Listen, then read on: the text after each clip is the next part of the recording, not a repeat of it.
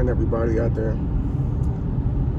It's Brother D back with another video, and it's work. Almost about 5:30 in the morning. This is a typical day, of course. Let us rejoice, for this is the day that the Lord has made. Just had a thought, literally this second. I can recall over the last couple of days, I've been telling people how much I can't stand. In fact, I said how much I hate waking up early in the morning because, I'm really not a morning person. But now that I sit here in the quietness of this road in my vehicle, it's a blessing to be able to get up this early to go to a place where I can earn ways for my family. So I'm a constant work, just like I'm sure a lot of believers out here are a constant work. None of us can honestly say that we completely have it all together. None of us do. None of us. Until the day that we pass away, God is just going to continue working in our hearts day and night, around the clock, all the time, every time. Jesus said it himself, and my Father is always at work. So God doesn't sleep. He's always on a mission for every one of his children. Just want to give a testimony. Over the last couple of days, I've been feeling kind of down. Been feeling kind of drained, really overwhelmed, I'll say, due to a lot of things that I have going on. Some of the things, it's probably my fault for doing too much at once, with work and making sure that the bases are covered, because I told everybody that my wife is home now full-time, which, might I add, it's been an absolute blessing, by the way. It's been amazing having her home to be with our kids, to pursue her dreams, to make her vision crystal clear. She doesn't have anything in the way of that anymore. And God has just been coming through, many different ways to make sure that everything's going to be okay. But I've been feeling kind of down. I've been feeling a little run down lately. I've been praying about some stuff. And then yesterday happened.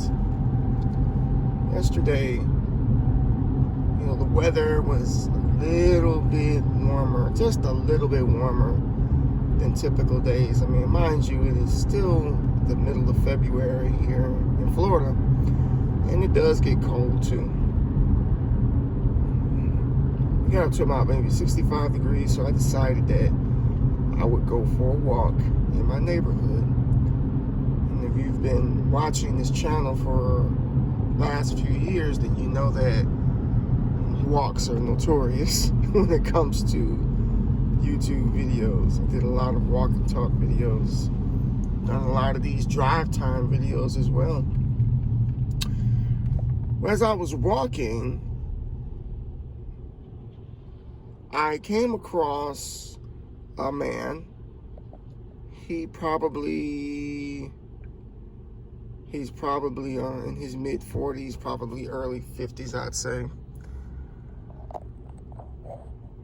And I've been seeing him in the neighborhood for the last 7.5 years.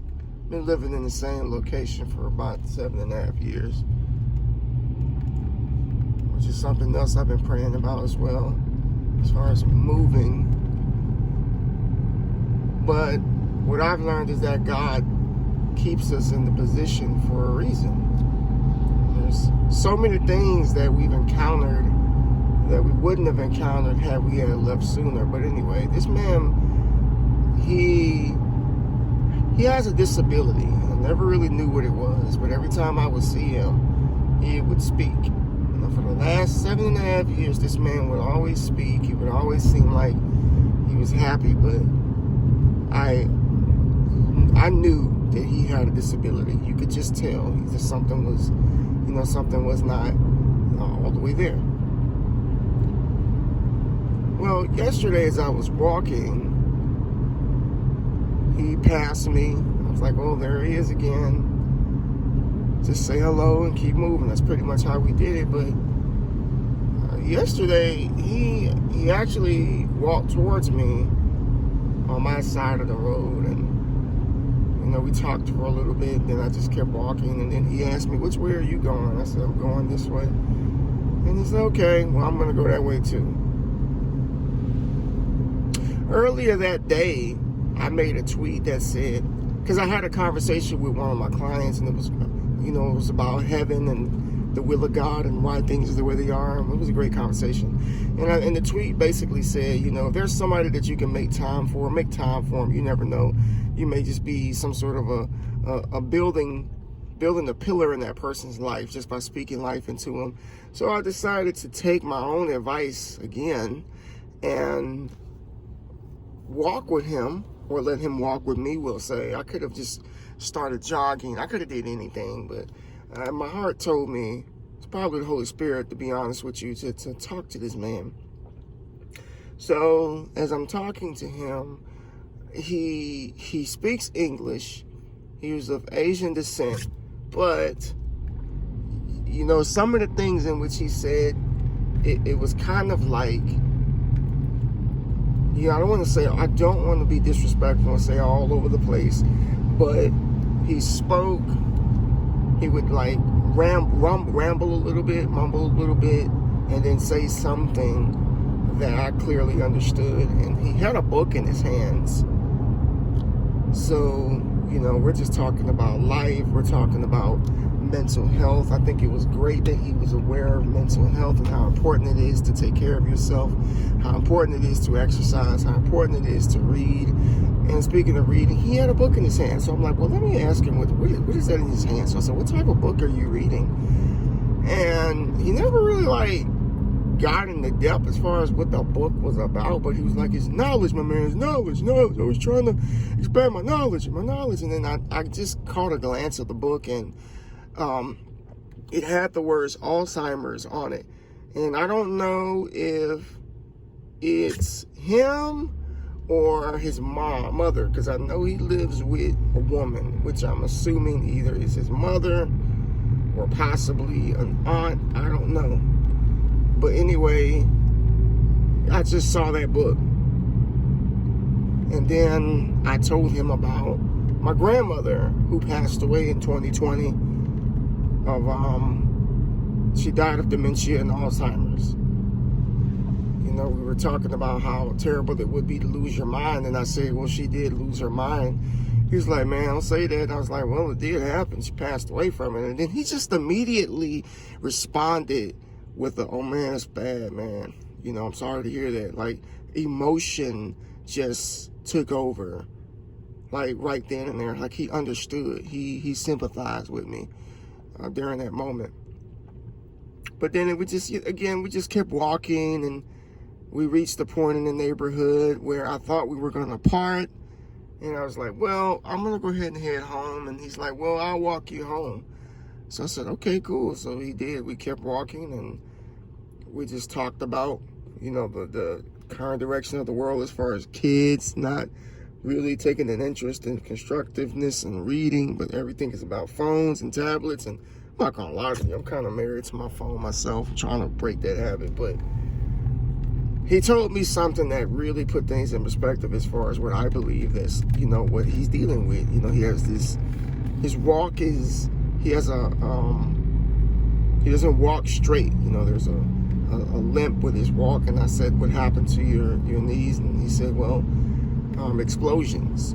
He had some explosions in Vietnam. He told me he was from Vietnam. He served in the military, if I heard him correctly, is what he said. And it makes sense, because I'm piecing everything together. The walk is from explosions. The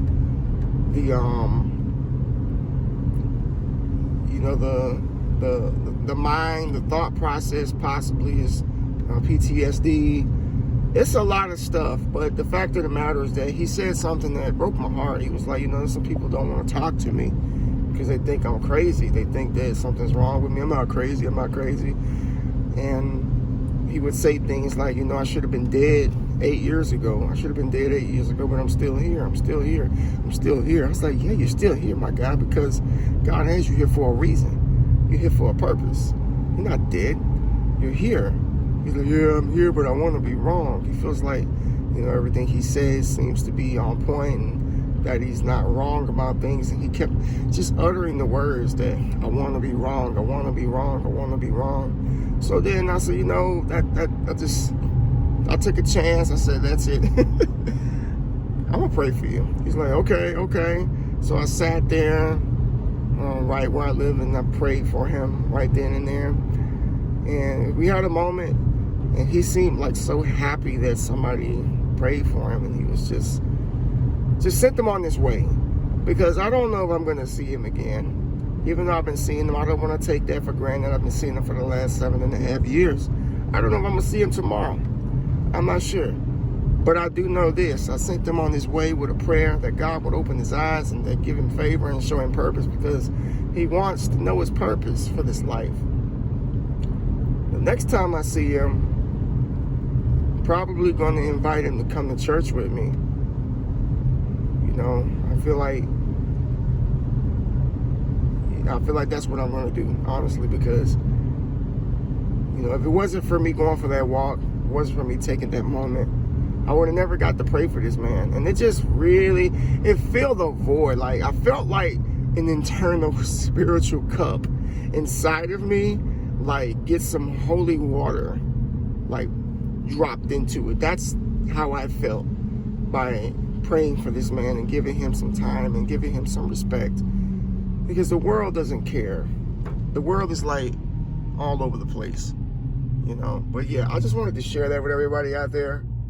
Hopefully you all take this message and consider it to be a blessing. Hopefully you make the time for somebody out there when it's their time of need, because you just never know who will pour into you in your time of need, okay? Thank you very much again for watching, for listening. I'm almost at work. If you're not subscribed to the channel, please subscribe. I'll continue these videos as much as I can. Peace.